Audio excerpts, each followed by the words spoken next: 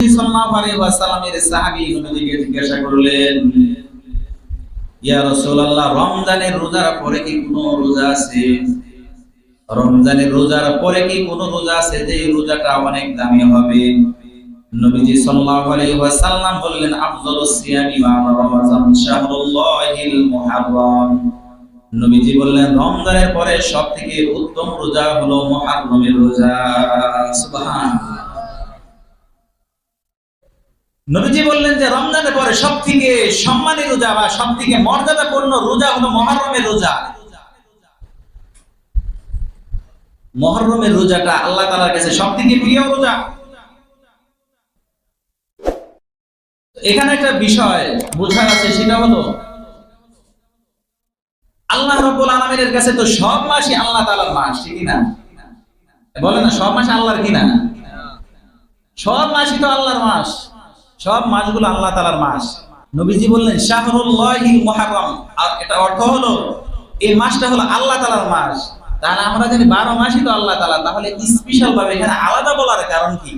ইসলামী তারিখ সম্পর্কে বা ইসলামী আমল সম্পর্কে আমরা খোঁজ খবর না রাখার কারণে আমাদের আমলের মধ্যে বিভিন্ন ধরনের কুসংস্কার বলেন, বেদাতি কাজ বলেন, মানব রচিত কাজ যেগুলো, সেগুলো এই আমলের মধ্যে ঢুকে গেছে।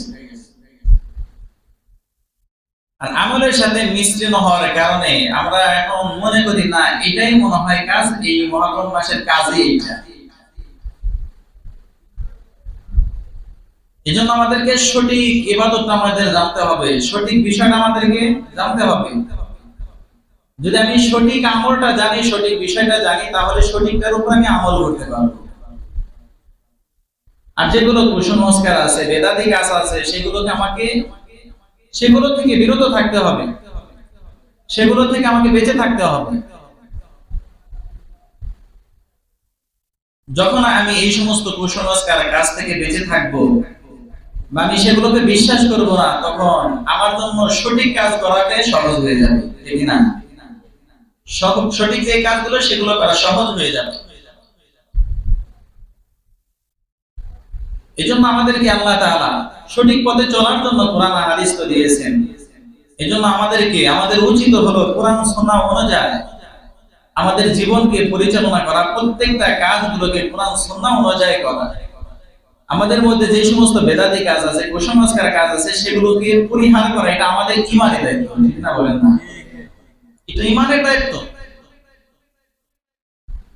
তো এই মুহররম মাস হলো আরবি মাসের সর্বপ্রথম মাস। আল্লাহ তাআলার কাছে 4টা মাস দামি, একটু পরেই বলবো ইনশাআল্লাহ। তো এই মুহররম মাসের মধ্যে শুধু মাসটাই দামি নয়, মুহররম মাসের মধ্যে একটা দিন আছে, একটা দিন, সেই দিনকে বলা হয় আশুরা। কি বলা হয়? আশুরা। এই আশুরা দিনের ফজিলত অনেক। আশুরাকে কিভাবে হলো? আশুরা এটা আশারা থেকে নির্গত হয়েছে, বের হয়েছে। আশারা মানে 10, আশারা মানে 10। আর মুহররম মাসের 10 তারিখে আশুরা বলা হয়। মুহররম মাসের 10 তারিখে আশুরা বলা হয়।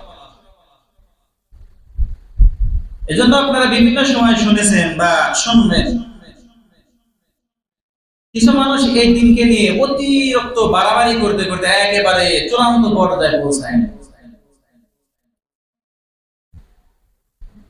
কিছু মানুষ এটাকে অতিরিক্ত বাড়াবাড়ি করে। আমাদের তো কোনো কাজের মধ্যে, ইসলামের কোনো বিধিবিধানের মধ্যে বাড়াবাড়ি করার অনুমতি আছে নাকি? বলেন না, নাই। আমরা কোনো কাজ আমরা ইসলামের মধ্যে নতুন করে করতে পারবো না। এমনকি আল্লাহ তাআলা যে বিধিবিধান দিয়ে দিয়েছেন, সেখান থেকে আমরা একটা কাজও মুছতে পারবো না বা ফেলে দিতে পারবো না। আল্লাহ তাআলা যে বিধান আমাদেরকে দিয়ে দিয়েছেন, আল্লাহ তাআলা এই বিধানে সিল মোহর মেরে দিয়েছে। সুবহানাল্লাহ। এজন্য আপনারা 6 নাম্বার পৃষ্ঠা সূরা মায়েদার 3 নাম্বার আয়াত আল্লাহ বলে দিয়েছেন। কারণ যদি আল্লাহ তাআলা এটাকে আটকায় না দিতেন, ইসলামের কাজগুলোকে পরিপূর্ণ আল্লাহ তাআলা না করে দিতেন, কিয়ামত পর্যন্ত যারাই আসবে তারাই নতুন করে করে কিছু বানাবে তাদের ভালো লাগা অনুযায়ী, তাহলে আল্লাহই ভালো জানে কত আমল যে এর ভিতর ইসলামে আমরা নিজেরাই ঢুকায় ফেললাম, ঠিক না? বলেন না, অনেকগুলো বাদ দিয়ে ফেলতাম, যেগুলো আমাদের ভালো লাগতো না বাদ, আর যেটা ভালো লাগে ওটাকে ঢুকাইতাম। আল্লাহ বললেন না, তোমাদের ইচ্ছা মতো তোমাদের ইবাদত হবে না, ইবাদত হবে আমি আল্লাহর ইচ্ছা মতো। আমি আল্লাহ তাআলা তোমাদেরকে যে বিধান দিয়ে দিয়েছি, এই বিধানকে আমি ছিলমোহর মেরে দিলাম, আটকায় দিলাম, কিয়ামত পর্যন্ত আর কোনো নতুন বিধান আসবে না। সুবহানাল্লাহ।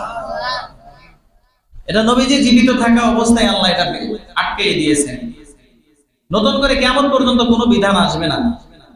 তো কিয়ামত পর্যন্ত যখন দেখবেন আপনি কোরআন হাদিসের বাহিরে কিছু বিধান মানুষ পালন করে বা পালন করতে চায় বা করে, তাহলে আপনি নিজে থেকে বুঝবেন সেটা নিশ্চিত বেদাত ছাড়া কোনো কিছুই নয়। ঠিক না বলেন না? এই জন্য আল্লাহ রাব্বুল আলামিন আমাদেরকে জানিয়ে দিয়েছেন, আমাদেরকে আল্লাহ তাআলা জানায়া দেয়, আল-ইয়াওমা আকমালতু লাকুম দীনাকুম ওয়া আতমামতু আলাইকুম নি'মাতি ওয়া রাদিতু লাকুমুল ইসলাম দীনা। বিদায় হজের ভাষণের পর নবীজি সাল্লাল্লাহু আলাইহি ওয়াসাল্লাম যখন ফিল করেছিলেন, ওই অবস্থায় আল্লাহ তাআলা আয়াত নাযিল করে দিলেন, আল-ইয়াওমা আকমালতু লাকুম দীনাকুম, তোমাদের জন্য আজ দিনকে পরিপূর্ণ করে দিলাম, নিয়ামত দিয়ে তোমাদেরকে পরিপূর্ণ করে দিলাম। শুধু তাই নয়, এবং দিন ইসলামকে তোমাদের জন্য মনোনীত করে দিলাম। সুবহানাল্লাহ। আল্লাহ বললেন যে, বুঝাইলেন কিয়ামত পর্যন্ত কোনো নতুন বিধান আসবে না, কোন নতুন নিয়ম আপনার আসবে না, কিয়ামত পর্যন্ত কেউ আনতে পারবে না, কারণ ইসলামের যে বিধান ছিল আল্লাহ ছিলমোহর মেরে দিয়েছে। সুবহানাল্লাহ। তো বিভিন্ন ধরনের বিধিবিধান দেখা যায় কিনা? আরে দেখা যায় কিনা এটা বলেন না, দেখা যায় কিনা? দেখা যায় বিভিন্ন ধরনের। তাহলে আল্লাহ বললেন যে আমি তোমাদের জন্য পরিপূর্ণ করে দিলাম, আর নতুন কোনো বিধান আসবে না। কিছু মানুষ সেখানে নতুন বিধান বানায় আমাদেরকে আকর্ষণ করতে চায়, করাইতে চায়, তাহলে এটা বোঝা যায় মনে হয় আল্লাহ থেকে ওনারা বেশি বোঝে, এরকমই ওনারা বুঝাইতে চায়। তো নবীজিও বলে দিলেন যে না, কিয়ামত পর্যন্ত কোনো নতুন বিধান আসবে না। যদি নতুন বিধান কেউ বানিয়ে ফেলে, তোমরা সেটাকে প্রত্যাখ্যান করবা, তোমরা সেটাকে ছুঁড়ে ফেলে দিবা। কিন্তু আফসোসের কথা হলো, আমাদের আল্লাহ যেই বিধান দিয়েছে সেই বিধানের প্রতি আমাদের বেশি একটা আকর্ষণ না থাকলেও, মাশাআল্লাহ, মানুষের যে বিধান বানায় মানুষগুলো, যেগুলো মানুষ বেদাত হিসেবে বানায়, সেগুলোর প্রতি আমাদের আকর্ষণ সেই রকম হয়ে যায়। এগুলো আবার শুনতেও অনেকটা ভালো লাগে। যেমন আমি আপনাদেরকে কয়েকটা কথা শোনাই যেগুলো কোনো দলিল প্রমাণ নাই। কিছু মানুষের কাছে শুনবেন, আলোচনা করবে, কি আলোচনা করবে? মুহররম মাসের 10 তারিখ আশুরার দিন খুব সুন্দর করে সুর দিয়ে সুন্দর করে বলবে, মুহররম দিনের মধ্যে আল্লাহ তাআলা আদম আলাইহিস সালামকে বানিয়েছেন, আল্লাহ তাআলা আদম আলাইহিস সালামকে জান্নাতে দিলেন, এই দিনে আল্লাহ তাআলা জান্নাত থেকে বের করে দিলেন। শুধু তাই নয়, নূহ আলাইহিস সালামকে নৌকায় উঠাইলেন, আবার এই তারিখে আবার জুদি নামক পাহাড়ের মধ্যে নামায়া দিলেন। মুহররম মাসের 10 তারিখে আল্লাহ তাআলা হযরত ইব্রাহিম আলাইহিস সালামকে জন্ম দিলেন, আবার এই তারিখে আগুন থেকে তাকে বাঁচাইলেন। ইউসুফ আলাইহিস সালামকে কুয়ায় থেকে উঠাইলেন, ইউনূস আলাইহিস সালামকে মাছের পেট থেকে বের করলেন, ঈসা আলাইহিস সালামকে এই দিনে জন্ম দিলেন, আবার এই দিনে আল্লাহ আকাশে উঠাই নিলেন। এই দিনে হুসাইন রাদিয়াল্লাহু তাআলা শহীদ হয়েছে। সুবহানাল্লাহ বলেন নাই? সুবহানাল্লাহ। কথাগুলো অনেক শুনতে খুবই ভালো লাগে, খুবই মজা লাগে, কিন্তু এই কথার যে কোনো দলিল প্রমাণ কোথাও পাওয়া যায় না। এটা আপনাদেরকে বললে বলবো কি বলে, এটা সারা জীবনই তো শুনে আসতেছি, আর শুনতেও মাশাআল্লাহ খুব ভালোই লাগে। ভালো লাগে না? বলেন না, ভালো লাগে কিনা? খুবই ভালো লাগে, কথা তো সুন্দর, কিন্তু এগুলোর কোনো দলিল প্রমাণ তো নাই। এই যে বললাম, এগুলোর কোনো দলিল প্রমাণ নাই, সঠিক দলিল প্রমাণ নাই, কিন্তু এটা আমাদের কাছে খুবই ভালো লাগে, শুনতেও ভালো লাগে। আবার মানুষ যারা এটাকে বলে সুন্দর করে, একেবারে সুর দিয়ে সুন্দর করে বোঝায়। এই জন্য আমাদের গ্রামের মধ্যে একটা কথা বলে যে খালি কলস বাজে বেশি। বলেন না, কি বলছি?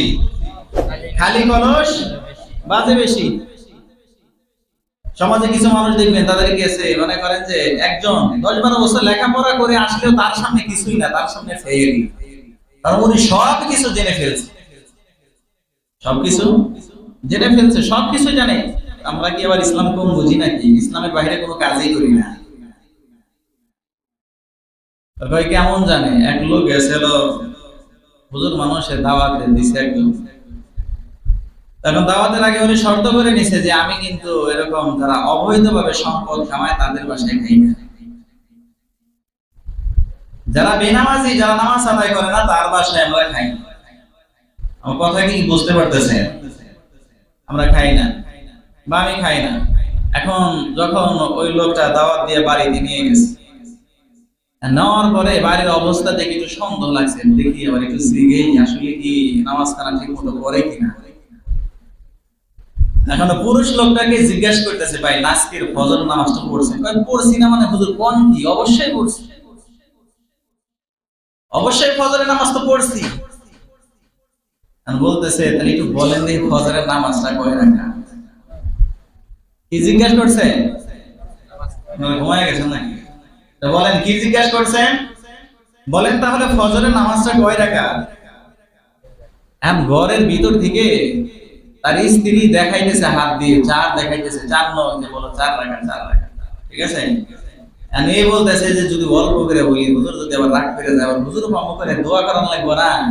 কয় হুজুর বেশি না, 10-12 রাকাত তো হইবই। কয় রাকাত? 10-12 রাকাত। হুজুর কে নাউজুবিল্লাহ, আস্তাগফিরুল্লাহ, আস্তাগফিরুল্লাহ কি কয়? কার বাড়িতে আমি খাইতে আইছি, দাওয়াত খাইতে আইছি, এত আটা শুরু করছে। কয় হুজুর কই যান, কই যান? এখন স্বামী স্ত্রী তো ঝগড়া লাগছে। আমি তোমাকে বললাম 4 রাকাত, 4 রাকাত, 4 রাকাত কথা বলতেছ, তোমারটা রাখো। আমি যে 10-12 রাকাত বলছি তাতে এই যে হুজুর হাঁটা শুরু করছে, তোমার 4 রাকাত বললে হুজুর দৌড়ানো শুরু করে দিল। তা আমাদের ইসলাম সম্পর্কে অনেকের এরকম, কিন্তু আমাদের ভাব বেশি দেখা যায় আমরা সব কিছু জানি। আসলে কতটুকু জানি সঠিক একজন যে জানে তার সামনে দাঁড়াইলেই বোঝা যায়, তার সামনে দাঁড়াইলেই বোঝা যাবে। এজন্য আমাদেরকে ইসলাম সম্পর্কে পরিপূর্ণভাবে জানতে হবে, একটু নয় পরিপূর্ণভাবে জানতে হবে। আমাকে বেদাত থেকে বেঁচে থাকতে হবে, কুসংস্কার থেকে বেঁচে থাকতে হবে, আমাকে সঠিক আমল করতে হবে। আমি যদি সঠিক আমলটা করি, নবীজি বললেন আখলিস দীনাকা ইয়াকফিকাল আমালুল কলিল, তোমার নিয়ত সঠিক হবে। তুমি আমলটা যদি সঠিক আমল অল্প করো, সেটা তোমার নাজাতের জন্য, মুক্তির জন্য যথেষ্ট হয়ে যাবে। সুবহানাল্লাহ। সারা জীবন বেদাতপূর্ণ কাজ করলে কোনো ফায়দাই হবে না। এই জন্য আমাদের মাঝে যেই মাসটা আসিয়েছে মুহররম মাস, আল্লাহ তাআলার কাছে সবথেকে 4টা মাস হলো দামি। কয়টা একটু বলেন না? 4টা। আর জোরে বলেন কয়টা? 4টা। আল্লাহ রাব্বুল আলামিন পৃথিবীকে যখন আল্লাহ তাআলা সময়ের মাধ্যমে ভাগ করলেন, 4টা মাসের মাধ্যমে, 12টা মাসের মাধ্যমে আল্লাহ ভাগ করেছেন। 4টা মাস আল্লাহর কাছে সবথেকে দামি। কিন্তু আফসোসের বিষয় হলো আমরা মুসলমান হওয়া সত্ত্বেও এই 4টা মাসের সম্মান করি না। করি না কি বলেন না? করি না। আমাদের ভিতরে এই 4টা মাসের ইজ্জত খুবই কম, আমরা এটাকে সম্মান দিতে জানি না। কিন্তু আরবের লোকেরা যখন তারা আইয়ামে জাহিলিয়া যাদেরকে বলা হয়েছে, তাদের মতো নিকৃষ্ট মানুষ কিয়ামত পর্যন্ত আর আসবে না, তাদের পূর্বেও ছিল না। তাদেরকে বলা হয় আইয়ামে জাহিলিয়াত। নবীজি সাল্লাল্লাহু আলাইহি ওয়াসাল্লাম যে অবস্থায় জন্মগ্রহণ করেছিলেন তার পূর্বের সময়টা ছিল আইয়ামে জাহিলিয়াত। অথচ এই আইয়ামে জাহিলিয়াতের মধ্যে মানুষগুলো এই 4টা মাসের সম্মান করতো। তারা এই 4টা মাসে মনে করেন যে এই 4 মাসের 2 দিন আগে ঝগড়া লেগে গিয়েছে, তারা এই 4টা মাসের মধ্যে তারা প্রতিশোধ নিত না, কারণ এই 4টা মাসের মধ্যে যুদ্ধ বিগ্রহ সবকিছু মিশেছিল। তাহলে চিন্তা করেন, তারা অমুসলিম হওয়া সত্ত্বেও তারা এই 4টা মাসে কতটা সম্মান করেছেন। কিন্তু আমরা মুসলিম হওয়া সত্ত্বেও আমরা 4টা মাসের তো নাম বলতে পারবো কিনা জানি না, বাদ বাকি আমরা খোঁজ খবর রাখি না, সম্মানও করি না। 4টা মাসের মধ্যে প্রথম মাস হলো জিলকদ, বলেন একটু। জিলকদ, জিলহজ, মুহররম, আর একটা হলো রজব। এই 4টা মাস, এই 4টা মাস আল্লাহ তাআলার কাছে খুবই সম্মানী, আল্লাহ তাআলার কাছে খুবই সম্মানী মাস। এই মাসটা আল্লাহ তাআলার কাছে, এই 4টা মাস খুবই দামি। মনে হচ্ছে এই মাসের মধ্যে আল্লাহ তাআলার বান্দাগুলো, আল্লাহ তাআলার যেই নবীগুলো পাঠিয়েছিলেন, এই নবীরা পর্যন্ত এই মাসগুলোতে রোজা রাখতো। সুবহানাল্লাহ। তাহলে এই মাসগুলোতে রোজা রাখতো। ঠিক এমন ভাবে সাল্লাল্লাহু আলাইহি ওয়াসাল্লামের সাহাবী নবীকে জিজ্ঞাসা করলেন, ইয়া রাসূলুল্লাহ, রমজানের রোজার পরে কি কোনো রোজা আছে? রমজানের রোজার পরে কি কোনো রোজা আছে যে রোজাটা অনেক দামি হবে? নবীজি সাল্লাল্লাহু আলাইহি ওয়াসাল্লাম বললেন, আফযালুস সিয়ামি বা'দা রমাযান শাহরুল্লাহিল মুহাররম। নবীজি বললেন, রমজানের পরে সবথেকে উত্তম রোজা হলো মুহররমের রোজা। সুবহানাল্লাহ। নবীজি বললেন যে রমজানের পরে সবথেকে সম্মানী রোজা বা সবথেকে মর্যাদাপূর্ণ রোজা হলো মুহররমের রোজা। মুহররমের রোজাটা আল্লাহ তাআলার কাছে সবথেকে প্রিয় রোজা। এখানে একটা বিষয় বোঝার আছে, সেটা হলো আল্লাহ রাব্বুল আলামিনের কাছে তো সব মাসই আল্লাহ তাআলার মাস, ঠিক না? বলেন না, সব মাস আল্লাহর কিনা? সব মাসই তো আল্লাহর মাস, সব মাসগুলো আল্লাহ তাআলার মাস। এখানে আলাদাভাবে বলেছে শাহরুল্লাহিল মুহাররম। নবীজি বললেন শাহরুল্লাহিল মুহাররম, আর এটা অর্থ হলো এই মাসটা হলো আল্লাহ তাআলার মাস। তাহলে আমরা জানি 12 মাসই তো আল্লাহ তাআলা, তাহলে স্পেশাল ভাবে এখানে আলাদা বলার কারণ কি? আলাদা বলার কারণ হলো নবীজি সাল্লাল্লাহু আলাইহি ওয়াসাল্লাম বুঝিয়েছেন যে এই 12 মাসের মধ্যে এই 12 মাস তো আল্লাহ তাআলার মাস, কিন্তু এখান থেকে এই মাসটা হলো স্পেশাল মাস, এটা হলো আলাদা একটা মাস, যে মাসটা আল্লাহ তাআলার মাস বলে এটার সম্মান বুঝিয়েছে। সুবহানাল্লাহ। যেরকম ভাবে আপনাদের বোঝার জন্য বলি, এই মসজিদগুলোকে আমরা আল্লাহর ঘর বলি, বলি কিনা? বলেন না, বলি কিনা? মসজিদকে আমরা আল্লাহর ঘর বলি। ঘরের আরবি শব্দ হলো বাইতুল, এর অর্থ হবে বাইতুল্লাহ, মানে আল্লাহর ঘর। তাহলে পৃথিবীর মধ্যে যত ঘর আছে সব ঘরে হলো বাইতুল্লাহ, আল্লাহর ঘর। কিন্তু সব ঘরকেই কি বাইতুল্লাহ বলা হয়? বুঝেন না মনে হয়? সব ঘরকে বাইতুল্লাহ বলা হয় নাকি? সব ঘর বাস্তবিক পক্ষে সেটা হলো বাইতুল্লাহ, আল্লাহর ঘর। সমস্ত মসজিদ আল্লাহর ঘর, কিন্তু বাইতুল্লাহ বলতে আমরা একটাই বুঝি, যেটা কাবার মধ্যে আছে, ঠিক না? কারণ কি, যখন বাইতুল্লাহ বলা হয় সেটা আল্লাহ তাআলার স্পেশাল ঘর, সেটার ফজিলত বেশি। ঠিক এমন ভাবে এই মাসকে বলা হয়েছে শাহরুল্লাহ, অর্থাৎ আল্লাহ তাআলার মাস। তাহলে অবশ্যই এই মাসের অনেক ফজিলত রয়েছে, এই মাসের অনেক ফজিলত রয়েছে। এজন্য নবীজি সাল্লাল্লাহু আলাইহি ওয়াসাল্লামের একজন সাহাবী নবীজিকে জিজ্ঞাসা করলেন, এই মাসের মধ্যে কি লাভ রয়েছে? এই মাসে রোজা রাখলে আমাদের কি লাভ রয়েছে? কেন এই মাসটা সম্মানী? নবীজি বললেন, এই মাসের মধ্যে এমন একটা দিন রয়েছে যে এই দিনে আল্লাহ তাআলা অসংখ্য বান্দাদেরকে মাফ করে দিয়েছেন, এবং এই দিনে যারা আল্লাহ তাআলার কাছে মাফ চাইবে ভবিষ্যতে তাদের অসংখ্য বান্দাদেরকে আল্লাহ তাআলা মাফ করে দিবেন। সুবহানাল্লাহ। আল্লাহ তাআলা অসংখ্য বান্দাদেরকে এই দিনে মাফ করে দিয়েছেন, এমনকি আরো যারা গুনাহ থেকে মাফ চাইবে, ক্ষমা চাইবে আল্লাহর কাছে, তাদেরকে আল্লাহ তাআলা ক্ষমা করে দিবেন। তাহলে বোঝা যায় সেই দিনটা কোনটা হতে পারে। সেই দিনটা হলো, আপনি যদি একটু দেখেন ভালো করে চিন্তা করে, আমার মনে হয় সেটা আশুরার দিন ছাড়া অন্যটা হতে পারে না, ঠিক না বলে? এই জন্য এই মাসটা যেহেতু আল্লাহ তাআলার কাছে দামি, এই মাসে অবশ্যই আমাদেরকে বেশি বেশি ইবাদত করতে হবে, বেশির থেকে বেশি ইবাদত করতে হবে, বেশির থেকে বেশি আল্লাহ তাআলার কাছে ক্ষমা চাইতে হবে, আল্লাহ তাআলার কাছে আমাদের গুনার কারণে আল্লাহর কাছে ক্ষমা চাইতে হবে। কিন্তু এই মাসের এই আশুরার দিন নিয়ে আমাদের সমাজের মধ্যে কত ধরনের কুসংস্কার, কত ধরনের বক্তৃতা, অথচ এর মধ্যে থেকে গ্রহণযোগ্য বক্তৃতা হলো, গ্রহণযোগ্য কথা হলো, ঘটনা হলো দুইটা। কয়টা বলেন না? কয়টা?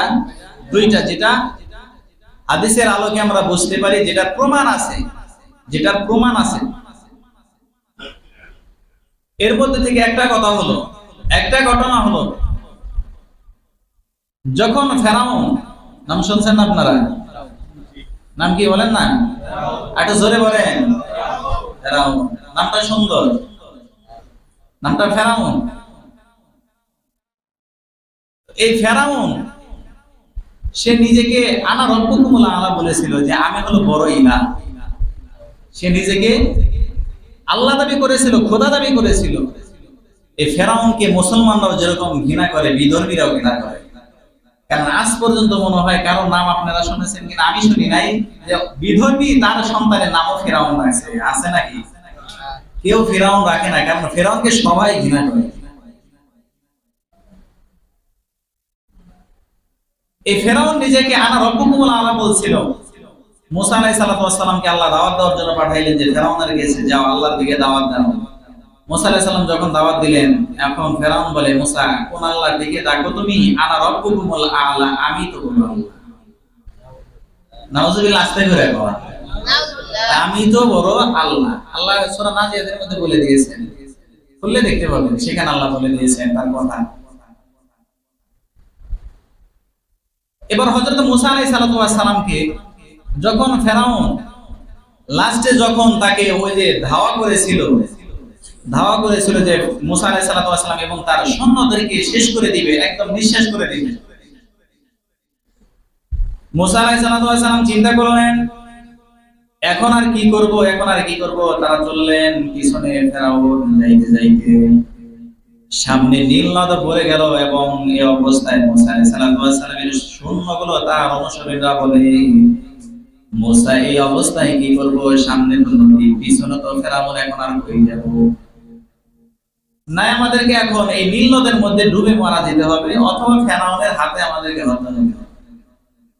কিন্তু মুসা তো একজন নবী, তার তো ঈমান আছে কার উপর, এটা বলেন না, একটু জোরে বলেন না, কার উপরে? আল্লাহ তাআলার উপরে তার বিশ্বাস আছে, আল্লাহ একটা ব্যবস্থা করে দিবে।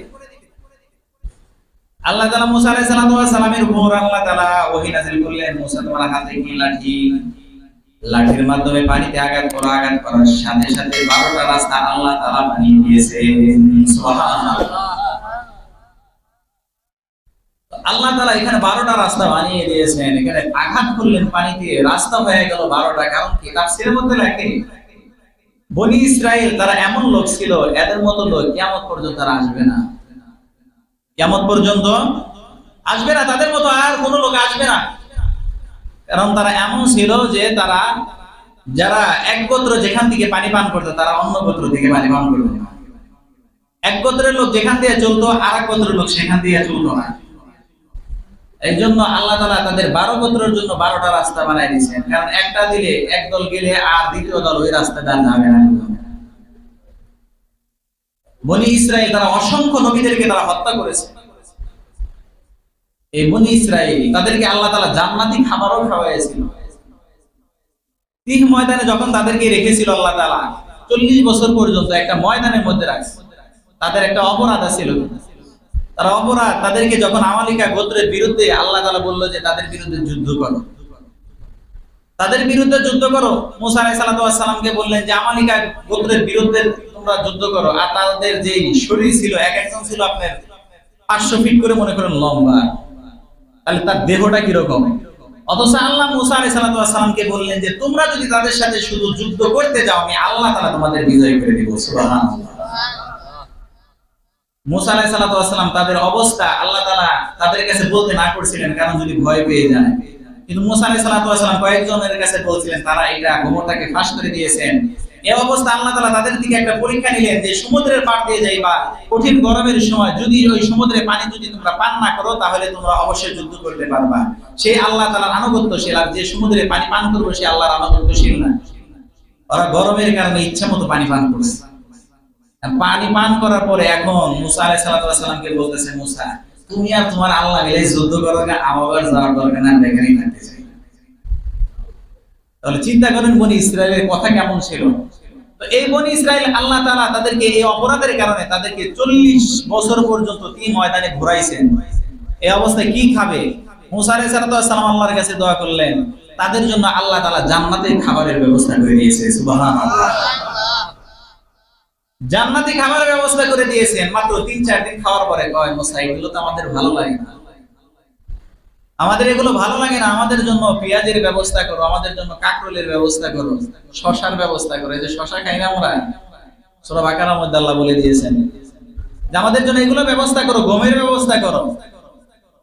মুসা আলাইহিস সালাম বলেন, তোমাদেরকে জান্নাতি খাবার খাওয়াচ্ছে, আর তোমরা সেখান থেকে তোমরা এই দুনিয়ার সামান্য নগণ্য খাবার খেতে চাও। এটা ছিল বনি ইসরাইল। তো তাদেরকে আল্লাহ তাআলা পার করার জন্য 12টা রাস্তা করে দিয়েছেন। মুসা আলাইহিস সালাম তার অনুসারীদেরকে নিয়ে 12টা রাস্তা দিয়ে যখন চলে গিয়েছেন, এমন অবস্থায় ফেরাউন ওই নীল নদের কাছে এসে দেখে রাস্তা তো ভালোই আছে, রাস্তা তো সেই রকম সুন্দরী রাস্তা, পানির মাঝখান দিয়ে আল্লাহ রাস্তা বানাই দিয়েছে। ফেরাউন মনে করছে মনে হয় ওর বাপ দাদার রাস্তা। এখন কি করবে? আর এখন কেউ বলতেছে চলো যাই, ধরতে হবে মুসাকে, সবগুলো ফিনিশ করে দিব। আর কেউ বলতেছে সাবধান, যাইও না, কিন্তু এখানে গেলে যদি পানি আটকে যায় তাইলে কিন্তু আর বাইরে যেতে পারবে না। এই অবস্থায় আল্লাহ তাআলা জিবরাইলের মাধ্যমে, তাদের পূর্বে জিবরাইল আলাইহিস সালাম গেল, তারা চিন্তা করলো অপরিচিত মানুষ যায় তাহলে আমরাও যাইতে পারবো, সমস্যা কি? মাঝখানে যখন চলে গিয়েছে আল্লাহ তাআলা পানিকে আদেশ করে দিলেন। সুবহানাল্লাহ বলেন না?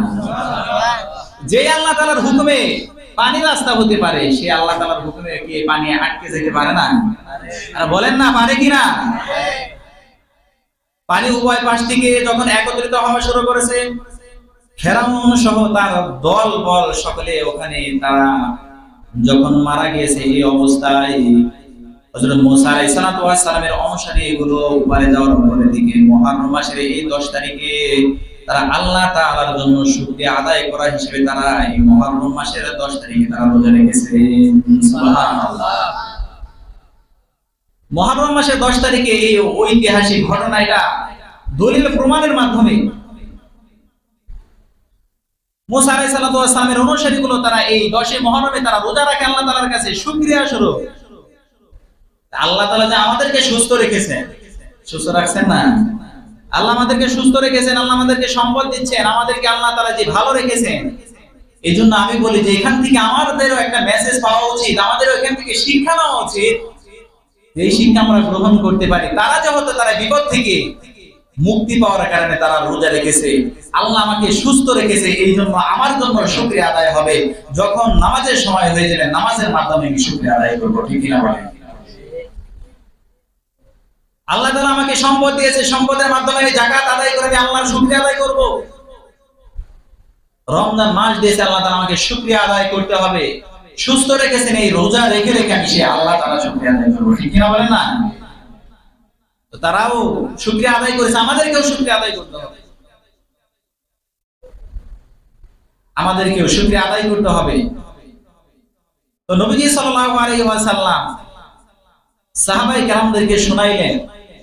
এমনকি শুধু তাই না, নবীজি সাল্লাল্লাহু আলাইহি ওয়াসাল্লাম যখন মদিনায় চলে গেলেন, মদিনায় যাওয়ার পরে নবীজি সাল্লাল্লাহু আলাইহি ওয়াসাল্লাম দেখলেন এই ইহুদিগুলো তারা এই মুহররমের 10 তারিখে তারা রোজা রাখে। নবীজি জিজ্ঞাসা করলেন কারণ কি, কি কারণে তোমরা রোজা রাখো? বলল এই দিনে আমাদেরকে আল্লাহ তাআলা বাঁচিয়েছেন, আল্লাহ তাআলা আমাদেরকে বাঁচিয়েছেন, আমাদের পূর্বপুরুষদেরকে বাঁচিয়েছেন, এই জন্য আমরা রোজা রাখি। নবীজি বললেন নাহনু আহাক্কু বিমুসা মিনকুম ফাসামাহু ওয়া আমারা বিসিয়ামিহি। নবীজি বললেন তোমাদের থেকে তো মুসার অনুসরণের ব্যাপারে আমরা বেশি হকদার রাখি। সুবহানাল্লাহ।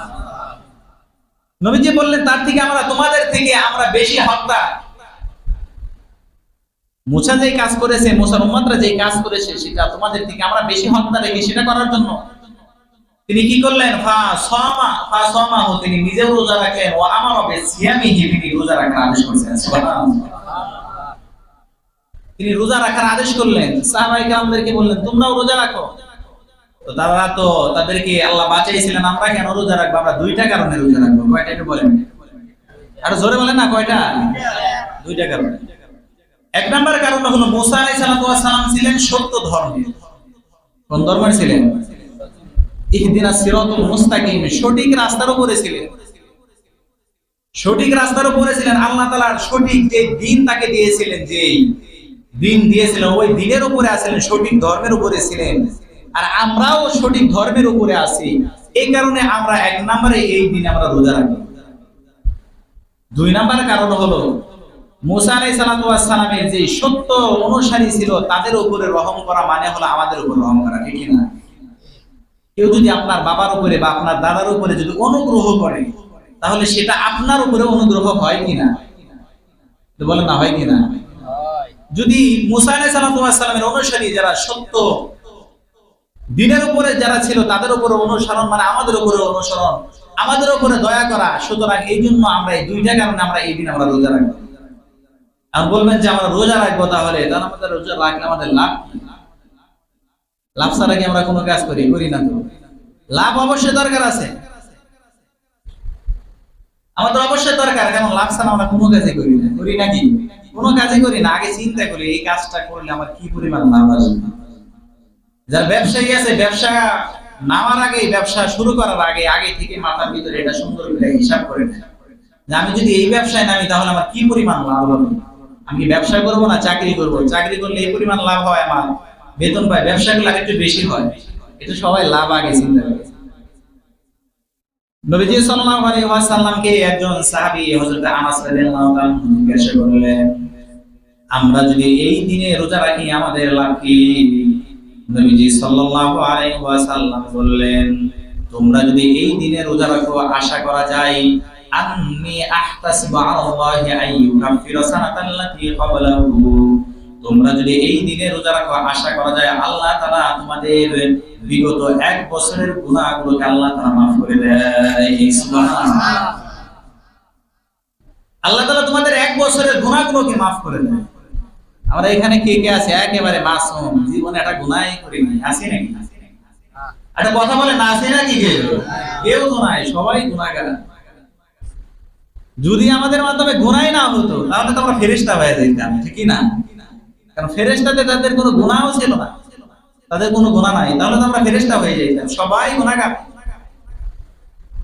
এজন্য নবীজি বললেন আন্নী আহতাসিবু আলাল্লাহি, আল্লাহ তাআলার কাছে আমি আশা করি আইয়ুকাফিরা সানাতাল্লাতী ক্বাবলাহু, আশা করা যায় এই রোজার মাধ্যমে আমি আশা করি আল্লাহর কাছে বিগত এক বছরের গুনাহ আল্লাহ মাফ করে দেয়। সুবহানাল্লাহ। তো রাখার দরকার আছে না নাই? বলেন না, একটু আছে না নাই?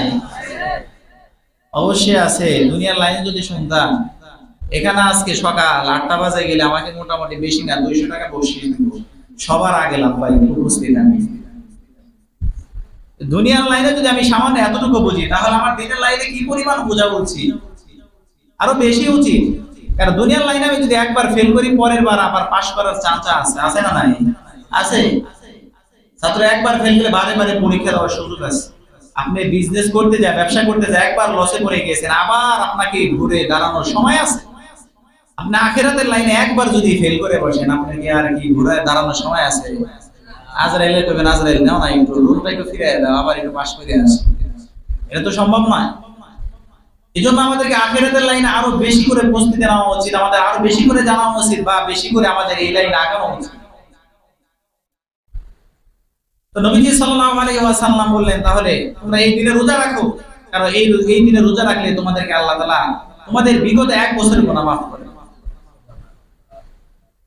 শুধু তাই না, নবীজি সাল্লাল্লাহু আলাইহি ওয়াসাল্লাম একবার বললেন, সাহাবায়ে কেরামদেরকে বললেন, তিনি দেখলেন আমরা যদি একটা রোজা রাখি, ইহুদিরাও একটা রোজা রাখে, তাহলে ইহুদিদের সাথে আমাদের মিলে যায়। ইহুদিরাও একটা রোজা রাখে, আমরাও একটা রাখি, তাহলে তো তাদের সাথে মিলে যাচ্ছে। নবীজি সাল্লাল্লাহু আলাইহি ওয়াসাল্লাম বলেন, আমি যদি আগামী বছর বেঁচে থাকি, তাহলে আমি 9 তারিখ এবং 10 তারিখের রোজা রেখে আমি 2টা রোজা রাখবো, কারণ এর মাধ্যমে আমি ইহুদিদের আমল থেকে আমি পৃথক করে ফেলবো। সুবহানাল্লাহ। নবীজি সাল্লাল্লাহু আলাইহি ওয়াসাল্লাম আগামী বছর পান নাই, তিনি আগে ইন্তেকাল করেছেন, দুনিয়া থেকে বিদায় নিয়ে চলে গিয়েছেন। তো নবীজি সাল্লাল্লাহু আলাইহি ওয়াসাল্লামের এই কথা, নবীদের কথা, নবীজির যে কথা, ইচ্ছা, এটাও সুন্নাহ উম্মতের জন্য। সুতরাং সুন্নাহ হলো আমাদের জন্য যে আমরা এই 10 মুহররমে আমরা রোজা রাখবো, সাথে আমরা 9 তারিখেও রোজা রাখবো। কেন রাখবো? কারণ এই রোজার মাধ্যমে আমরা ইহুদিদের সাথে যে রোজা রাখার সাদৃশ্য, তাদের থেকে আমাদের যাতে করে আলাদা হয়ে যায়। পারবো তো ইনশাআল্লাহ? বলেন না, পারবো তো ইনশাআল্লাহ? 10 মুহররম আগামী রবিবার, এই 2 দিন পরে যে রবিবার, এটা না, আজ হলো 1 তারিখ মুহররম মাসের, এই রবিবারের পরের রবিবার হলো 10 মুহররম। তাহলে আমাদের রোজা রাখতে হবে কোন কোন দিন? বলেন না, কোন কোন দিন? শনিবার, রবিবার আমাদেরকে রোজা রাখতে হবে। এই ক্ষেত্রে যদি আরো একটু উত্তম আছে, সেটা হলো যদি আপনি মনে করেন যে আমি তো একটু রোজা রাখতে সক্ষম, বা আমি রোজা রাখি, আপনি তাহলে 3টা রোজা রাখেন, শনি রবি সোম। মুহররম মাসে 10 তারিখে মাঝখানে রেখে 2 পাশে 2টা রোজা রাখেন, এটাও উত্তম। এই জন্য আমরা এই আমলটা করব।